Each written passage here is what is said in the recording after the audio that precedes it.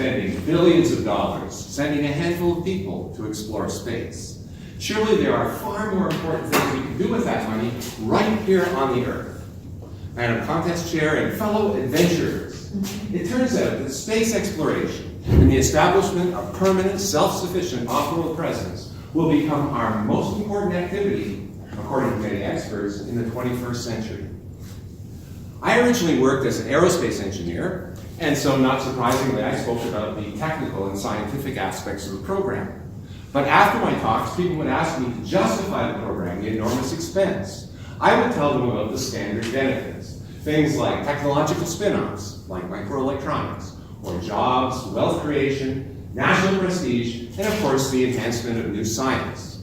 However, these did not seem convincing to me, because after all, activities such as improving our transportation infrastructure would give us jobs and wealth creation, and perhaps even some science. Now, there had to be something more to the space exploration. Why was I, and millions of people like me, so passionate about space exploration? When I was a boy, my mother would send notes to my teacher saying, "Tommy will not be in school tomorrow. He is staying home to watch the space launch." My parents knew that there was no point in sending me off to school when my mind was lost in space. So about 30 years ago, actually, I asked the space agencies how they rationalize the program. And they send me a list of the standard benefits, technological spin-offs and stuff, but once in a while they would send me a curve. They would say, "It's human destiny to explore. We have to expand into the universe." And they would cite a space engineer or an astronaut. And to me, that wasn't very convincing at all, because think about it, they don't use historians and anthropologists to design their rockets. So why would they use test pilots and engineers when they're talking about human destiny and psychology? It didn't make any sense. Certainly, they had more than a little vested interest. Happily, at this time, I met anthropologist Charles Laughlin, and he gave me far better answers. You see, it turns out that social scientists have actually studied the importance of the human expansion into space. And I'll give you a sample of some of the things they say. They say that the manned exploration of space is actually satisfying a basic drive to engage in geographic exploration in a way no other activity does in today's world. The fact that Star Trek became a global phenomenon, to boldly go where no one has gone before, that tells us there's something there that many people just don't recognize. Anthropologist Ben Finney calls humans the exploring animal, and he says that if we withdraw from the exploration and development of space, we'll be putting the brakes on our cultural and intellectual advancement. That's how important he considers it. Geographic exploration has always been a culturally enriching activity. Just take a look at the European exploration of the world, or the Chinese expeditions across the coast of Southeast Asia, or the great Polynesian voyages across the Pacific in reed boats. There's always been a correlation between geographic exploration and cultural vitality.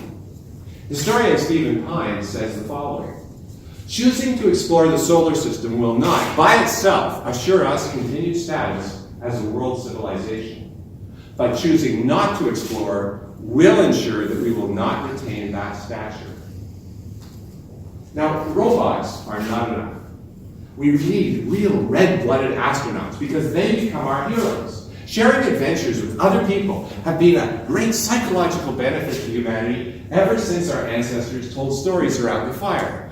We love to talk about our heroes because they represent the drive to accomplish the seemingly impossible, to move beyond the horizon of mundane human limitations. And in that vein, I'd like to sing to you a song not about a robot, which you very rarely hear, but about the first real hero in the space age, who was Yuri Gagarin, who was the first human to orbit the Earth back in 1961.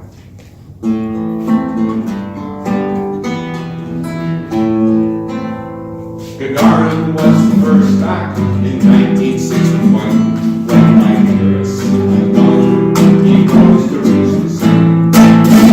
And he knew he might not make it, for it's never hard to die. But he lifted off the pad and rode a flyer in the sky.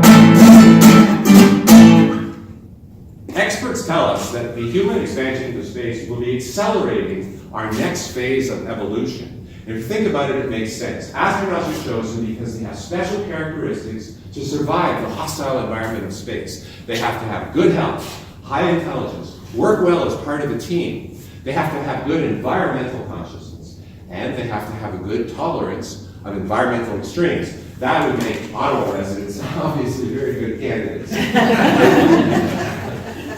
Now, it turns out that as we move into space, wave after wave of humanity, we'll be selecting people specially for these characteristics. So we'll see new kinds of people evolving.